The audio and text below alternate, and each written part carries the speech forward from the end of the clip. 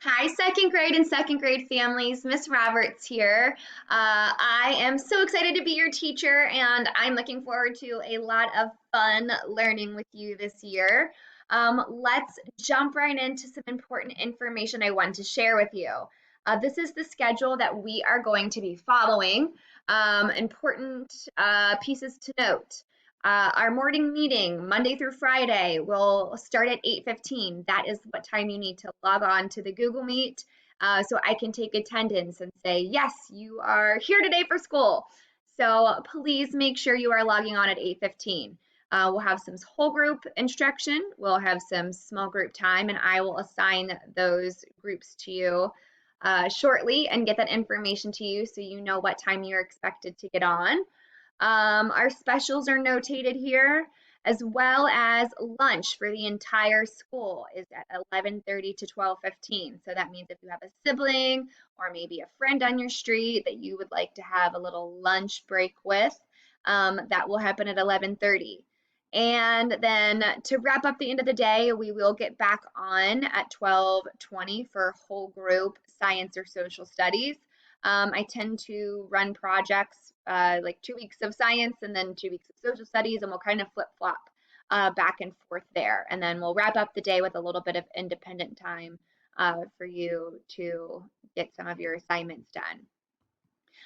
Expectations. These are no different than if we were in the classroom together. I expect you to follow Hyde Park School rules, right?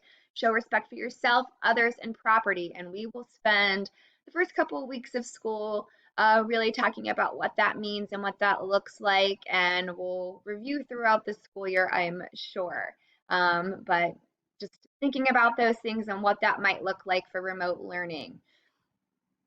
Grading. You will be receiving grades for remote learning. So you will have a weekly participation grade for each subject. You will be receiving grades on your classroom assignments and exit tickets, which are just kind of like small quizzes, uh, maybe a couple of tests here and there, projects.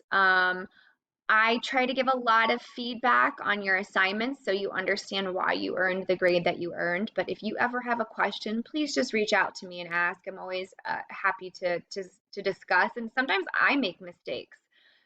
So it's important that you come and talk to me if you have a question about any of your grades. All grades can be found on PowerSchool. So with that said, parents, families, please make sure you are in PowerSchool. You should have received information on Monday about how to access PowerSchool and create your PowerSchool account if you don't have one already. PowerSchool is where I will record attendance. It's where you will see your child's grades. So you really need to have access to PowerSchool. Also, please make sure we have the most current and up-to-date information for you. So make sure we have the email address that you check the most often. Make sure we have whatever phone number you use. That way we are able to communicate with you. Additionally, Schoology is a very important website for you to be on. Schoology is where I will be posting updates and information. It's also where I will be posting all of the assignments that your child will complete. I will be posting lots of resources that may be helpful to you. So the parent access codes were sent home on Monday. Perhaps you're already on Schoology, great. If you're not, use those access codes to set up your parent account and link it with your child so you are able to see all of the updates and assignments that I will be providing for remote learning. If you have any questions about that, please just reach out to me. Clever is kind of a great one-stop shop launching pad for us. So during orientation, we'll dive a little deeper into this. Um, Clever, once we're logged in and we sync it up with Google, you'll be able to start at Clever, and Clever will very easily, with one click, take you to Schoology or Google Meet or iReady, which is our new math curriculum, SumDog, BrainPops, all of the websites that we are going to use. So we'll cover that a little bit more during orientation. Attendance. Again, this will be different for remote learning this go around, but I will be taking attendance every day, just like we were in the classroom. So please make sure you're attending all whole group lessons, all of your assigned small group lessons. That's how I'll be taking attendance. So if you miss a time with me or you miss a day because you're sick, you are still responsible for completing those assignments. Additionally, if your child is going to miss, please communicate that with myself and with the office. The office is now asking that you use the attached link to report absences versus calling and emailing them. So I will also add that link to our Schoology page. You may want to bookmark it just on the off chance someone is sick or misses class. But also please communicate with me so I'm not worrying. Google Meet expectations.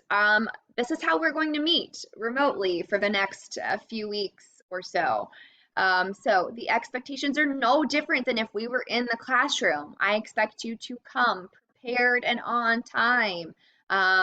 Bring the necessary tools that you'll need, like your whiteboard and markers and your login card. Those things will help us be more successful. Come on time. I will be sending you the Google Meet code so you're able to access our Meet easily. The code will also prevent you from accessing the meeting before I am there. So it's just a little safety protocol.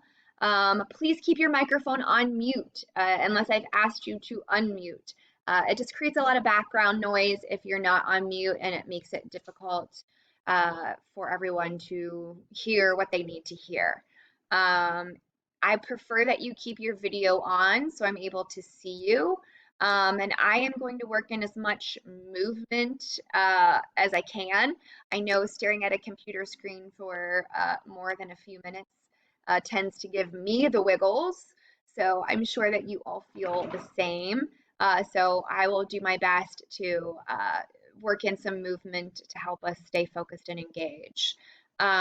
If you miss class for some sort of reason that is unexcused, then I do expect you to complete those assignments, and I will not have one-on-one sessions with friends who have missed that time. The Google Meets will be recorded and uploaded on Schoology, so you can access those links on Schoology and watch class that way if you have missed. The other thing I would notate is to my second graders, when mom or dad or babysitter or whoever you are with during the day tells you it's time to get on for your Google Meet, please be kind to them and make life easy and log on. I know this is an uncertain time, and sometimes that creates a lot of stress and anxiety, and it would make all of our lives a lot easier if you understand that you have to get on the Google Meet with me, and just be super, super nice to your parents or whoever's asking you to get on. They are not to blame, and you need to be super nice to them. Google Meet extensions. These are just suggestions that I recommend adding for our Google Meets. These are two that I have found very helpful and enjoy. One is Google Nod. That gives you the ability to virtually raise your hand or send me a signal that you have a question without actually having to unmute and tell me those things. Additionally, I suggest adding the Grid View extension that will give you the ability to see every one of your classmates versus just my smiling face. It might make it feel a little bit more like you're in the classroom if you're able to see your friends and classmates. Websites that we are going to use. We are going to use Clever significantly. That is kind of our launching pad for accessing all of the other websites. You will also have Google accounts this year. So ideally, we're going to sync up your Google account when we meet for orientation. That will make it a lot easier for you to get into these websites. Your computer will remember you and not ask you to put your username and password in every time. We'll also be using Raz Kids, SumDog, BrainPop Junior. Those should be websites you're familiar with. Um, Two that may be new to you are ReadWorks and iReady, but we will be using those frequently this year as well. And all of your login information came home on Monday with the district supplies. I created a login card for everyone and laminated it. That is super important, and please, please do not lose it. Keep it in a important place where you know it will be safe. Homework. You will not have any homework during remote instruction. Um, you're already doing a lot of work at home, so it seems kind of redundant to give you homework on top of that. And I think where we can reduce stress, this is an area where we can take some of that away. I do recommend you read for 15 minutes a night. Um, if we come back to the classroom, which hopefully we will, the policy for homework may change. You may find that I give you a homework packet, but we will cross that bridge when we get there. Testing. The district is requiring us to complete testing during remote learning. So we'll be spending some time completing DIBELS assessments. We'll also be completing some iReady math diagnostic assessments. And between September 14th and the 30th, I will be giving the reading and math map testing. That's about an hour test on the computer for each subject. When I know what that date will be, I will make sure I communicate it with you. I don't have any information from the district right now on InView and COGAT, which is a test that we normally take the first week of October.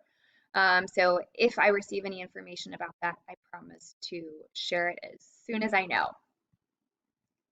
Lunch. If you are a family that receives free and reduced lunch, please know that on Wednesdays, the district has it set up that you can come to your neighborhood school, which is High Park, and from 12 to 4 o'clock, you can pick up a week's worth of lunches for free. You should bring the card that the district has provided for your child. And if you have multiple children, they should each have their own card. And you can pick up for children that are at other schools. So, for example, if you have a child at High Park and you have a child at Clark, you can come to High Park and pick up for both of them. You don't have to go to both schools. And if you do not qualify for free reduced lunch, you can still come to school on Wednesdays between 12 and 4 and purchase lunches to make life a little bit easier if you would like to go that route.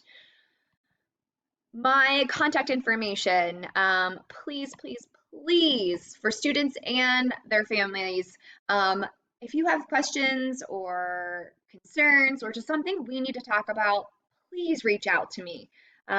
It's really important that we be flexible and communicate with each other during these times. The best way to reach me quickly is usually via email. The phone number I've provided for you is actually the office phone number. Right now I'm waiting for our classroom trailers to be set up, so I don't have a direct line for a classroom phone right now. So that would be another reason to email me if you want to get a quick response.